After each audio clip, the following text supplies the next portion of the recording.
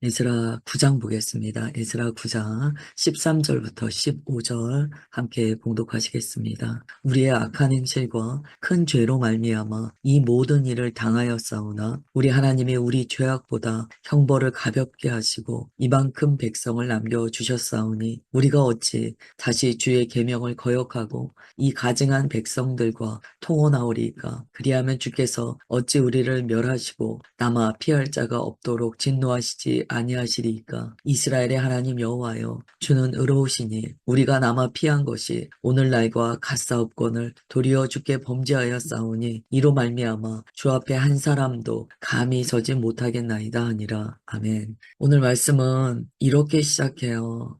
13절의 중간에 보시면 우리 죄악보다 주님께서 형벌을 가볍게 하셨습니다 라고 고백하는 내용으로 시작합니다. 에스라의 기도가 점점 더 깊어지고 있다는 증거예요. 여기에는 이제 두 가지 인식이 있습니다. 우리의 악한 행실과 우리의 죄로 말미암아 모든 일을 당하게 되었다라는 인정이 먼저 담겨 있습니다. 신앙생활 하면서 어떤 현실의 문제를 경험할 때요. 때로 이렇게 고백하는 경우가 있어요. 하나님 어떻게 나한테 이렇게 하실 수가 있어요. 이런 이제 고백이 나올 때가 있습니다. 그러나 이 고백은요, 계속 기도하다 보면 그쳐지게 됩니다. 이런 내용은 믿음 안에서 우리가 계속 기도하다 보면 어떠한 고백으로 나아가게 되냐면 하나님께서 제가 지은 죄와 행실보다 형벌을 가볍게 하셨습니다. 라고 고백하게 돼요. 그래서 지금 에스라의 기도가 끝으로 갈수록 더 깊어지고 있다고 이야기할 수 있습니다. 지금 에스라는 우리 공동체가 경험한 모든 문제는 결국에는 우리의 죄 때문입니다. 라고 인정해요. 그리고 두 번째로, 그런데 주님, 우리가 지은 죄보다 주께서 우리에게 주신 이 형벌이 가볍습니다. 라고 고백했다는 거예요. 이게 기도의 깊이입니다. 우리가 보통 현실의 문제를 경험하면서 주님께 실망하는 듯한 기도를 할 때가 있어요. 그런 고백이 나올 때가 있어요. 그럴 때 어떻게 해야 되냐면 더 깊이 주님 앞에 엎드려야 됩니다. 왜냐하면 성경에 보면은요, 결국 주님께 실망하잖아요. 그러면 더 크게 죄 짓는 예들이 성경에 계속 나옵니다. 그러니까 이 낙심하고 실망하는 것은요, 마귀의 밥이 됩니다. 내 안에 이런 불평이 나온다. 거기서 더 기도해야 됩니다.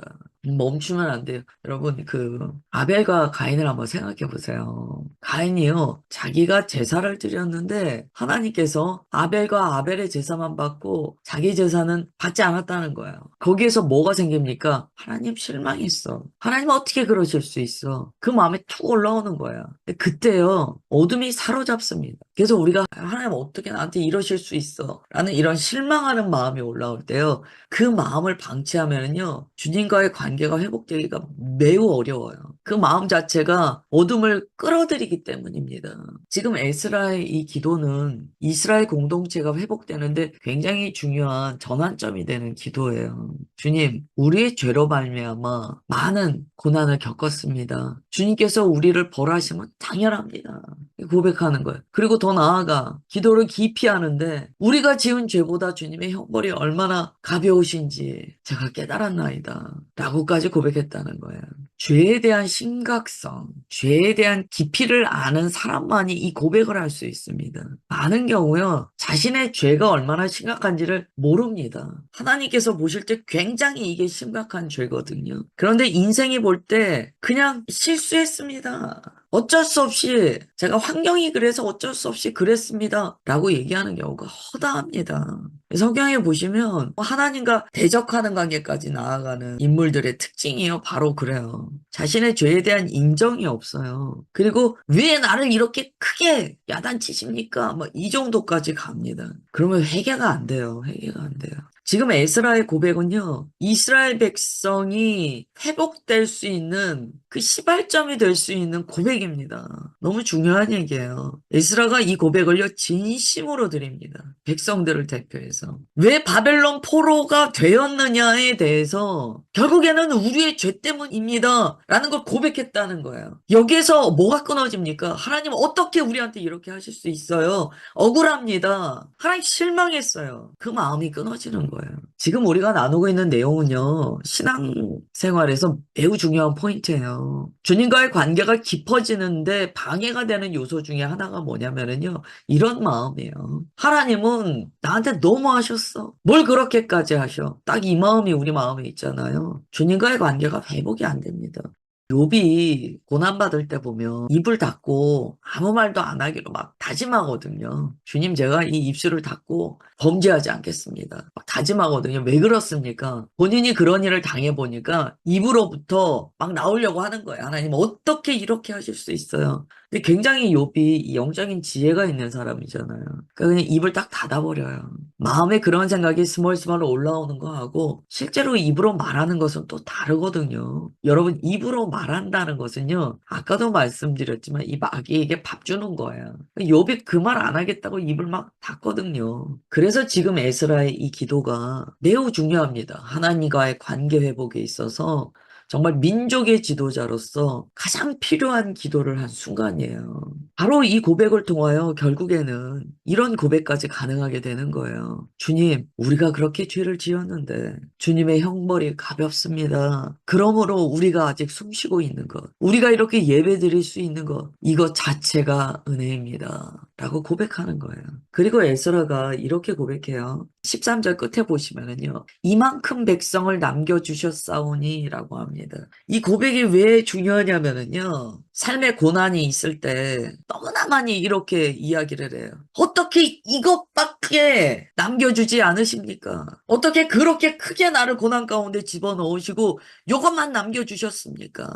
그런 고백을 많이 합니다. 근데 지금 에스라가 뭐라고 하냐면 이만큼이나 많은 백성을 남겨주셨다는 거예요. 그래서 받은 은혜를 세워보라는 찬양이요. 우리의 마음이 흔들릴 때마다 중요한 찬양이 됩니다. 여러분, 받은 복을 세워보셔야 돼요. 받은 복을 세워보아라. 그 찬양이요, 진심으로 우리 안에 남아야 됩니다. 내 마음에 하나님은 나한테 이거밖에 안 주셨어. 그렇게 다 빼앗아가시고 겨우 이거 남기신 거야. 마귀의 밥이에요. 오늘 한날을 시작하시는 이 아침에 에스라가 하나님께 기도드렸을 때 받은 이 은혜의 관점이 우리 모든 성도님들에게 부어지기를 축원합니다. 오늘 에스라가 이야기한 이 관점의 변화가 우리의 삶에 반드시 일어나야 돼요. 왜냐하면 이 변화가 일어나지 않으면 계속 우리가 마귀에게 밥을 주는 거예요. 어떠한 말을 할 때 누가 박수를 치는가를 영적으로 깨달아야 됩니다. 우리가 말할 때요, 마귀가 잘한다 잘한다 막 박수 치는 말을 하잖아요. 어떻게 해야 됩니까? 욥이 그래서 회개한 거예요. 주님, 제가 했던 말을 모두 거두어드리고 제 가운데 회개한다고 고백하잖아요. 욥이 아는 거예요. 처음에는 입을 닫았거든요. 나중에 욥이 입이 안 다물어지는 거예요. 막 입에서 쓴뿌리가 막 나가는 거예요. 그리스도인의 입으로부터는 성령의 말씀의 검이 나가야 됩니다. 쓴뿌리가 나가면 되겠습니까? 성경은 우리 입으로부터 이 쓴뿌리가 나올 때요, 다른 사람을 괴롭게 한다라고 적혀 있어요. 이건 뭐냐면 나의 쓴뿌리가 다른 사람을 어둡게 만든다는 거예요. 그래서 신앙 안에서 성숙하고 진리의 말씀이 우리를 인도해 가시면은요, 내 입으로부터 막 이 말 저 말 막 나오려고 할 때 사실은 좀 닫아요. 그래서 좀 다물어요. 오늘 에스라의 기도의 내용을 실천해 보세요. 하나님, 지금 저의 삶이 은혜입니다. 저의 죄가 크고 제가 받을 수밖에 없었던 죄가가 많사오되 주님, 그러한 것들을 가볍게 하여 주시고 주님의 은혜로 제가 여기까지 왔나이다. 주님, 저를 보호하여 주시고 제 죄만큼의 큰 형벌을 내리지 않으셔서 감사드립니다. 제 삶에 은혜를 남겨주셨사오니 제게 주신 복을 세워보며 감사드립니다. 여러분, 이 아침에 이 기도가 필요합니다. 왜냐하면 이렇게 기도하고 정말 마음의 진심으로 주님 앞에 이렇게 고백하는 자는요, 삶이 회복되기 때문이에요. 삶이 회복돼요. 절대 원망과 불평, 주님을 향한 낙심과 실망의 말은요, 회복으로 나아가지 못합니다. 전환점이 되지 못해요. 에스라가 이렇게 기도했다는 것은 민족의 죄를 하나하나 떠올려 봤다는 얘기예요. 회개를 했다는 거예요. 우리 왜 회개할 때 내가 지은 죄 이렇게 적어서 회개하는 경우들이 있잖아요. 하나하나 적어보다 보니까 내가 지은 죄가 너무 많은 거예요. 주님, 제 죄가 주홍빛처럼 이렇게 붉은데 주님께서 씻어주셨습니다. 그 이야기를 하는 거예요. 여러분, 지금 에스라의 태도를 마음에 잘 담으셔야 됩니다. 이러한 진정한 고백과 기도가 나오는 순간 그 사람은 회복됩니다. 그 사람은 살아납니다. 그 사람의 인생은 바뀝니다. 뒤집어져요. 작정하고 회개하면요. 회개는요, 하루에 끝나지 않습니다. 몇 날, 며칠, 한 달 넘어 회개하게 돼요. 회개가 끝도 없이 나오는 것을 경험하게 돼요. 그 끝도 없는 회개를 통하여 우리는 알게 되는 거예요. 주님의 형벌이 가볍습니다.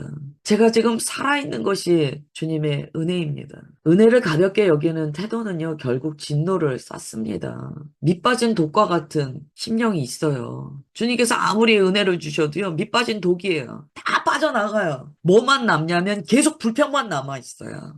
그 불평은요, 항상 내 삶과 결부된 여러 가지 일들에 대한 것으로 확장됩니다. 다 마음에 안 들어버려요. 뭐가 문제고, 이게 계속 쌓이게 돼요. 주님의 인자하심은 항상 우리를 회개하도록 도와주시거든요. 회개는요, 그만큼 주님께서 우리를 붙들어주고 계시다는 거예요. 근데 그것을 거절하고 회개의 자리까지 안 가잖아요. 그러면 계속 진노가 쌓인다는 말씀이 있습니다. 은혜를 가벼이 여기는 태도는 결국 진노를 쌓는다는 거예요.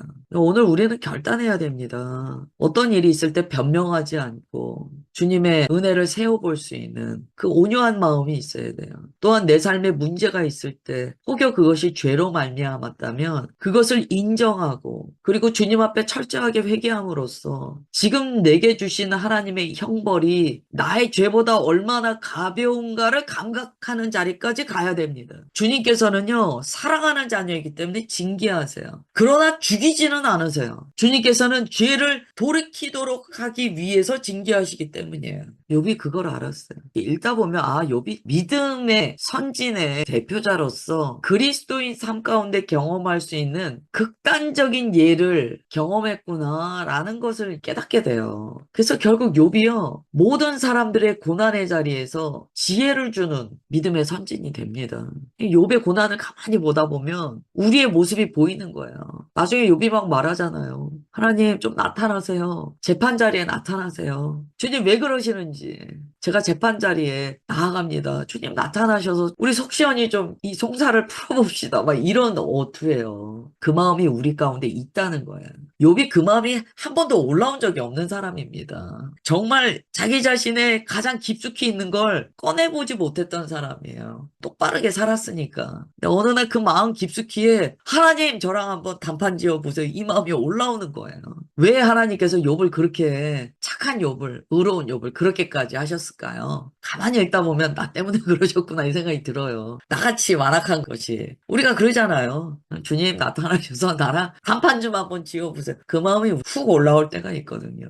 그 욥이 끝에 그래서 회개합니다. 제가 했던 말 다 거둬들이고 제 가운데 이 죄라는 것은 무엇입니까? 자기 자신을 다 태운 거예요. 이 죄라는 것은요, 가만히 묵상하다 보면은요, 내가 정말 주님의 형벌에 의해서 화락 타버릴 존재라는 걸 인정하는 거예요. 그 죄 가운데 앉습니다. 자신의 허탄한 마음들을 성령 하나님의 거룩한 불로 다 태우고 그 죄 가운데서 회개하는 거예요. 뒤집어 쓰고. 주님 마땅히 벌할 자를 벌하셨사오니 제가 죄 가운데 제가 했던 모든 말 거두어드리며 회개하나이다. 이 욥의 고백이거든요.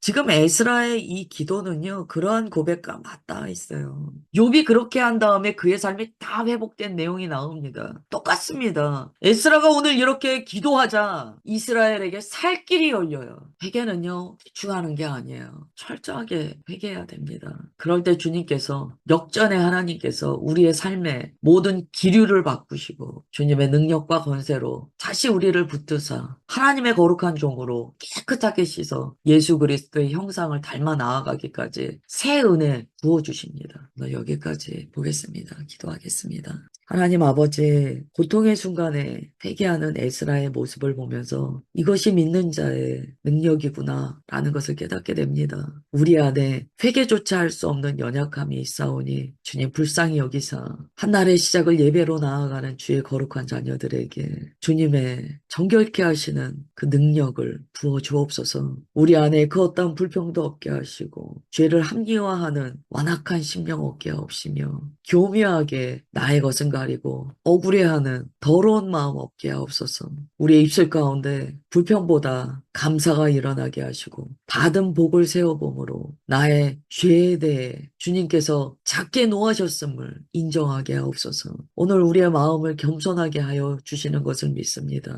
주님을 경외함으로 엎드릴 때마다 주의 말씀은 우리에게 겸손과 온유하신 예수 그리스도의 성품을 가르쳐 주시오니 귀로만 듣지 아니하고 마음으로 받아 변화받게 하옵소서. 그렇게 인도하여 주심을 믿사오며 사랑하는 주 예수 그리스도의 이름으로 기도드리옵나이다. 아멘.